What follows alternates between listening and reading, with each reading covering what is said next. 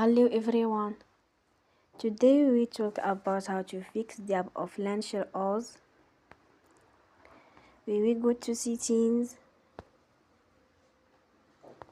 then we click on apps.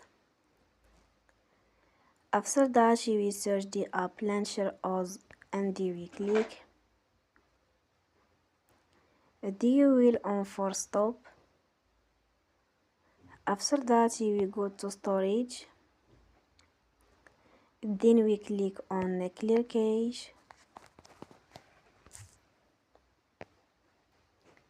In the end, you will turn off your Wi-Fi and you will turn again. Don't forget to support us by like and subscribe. See you next time and thank you for watching.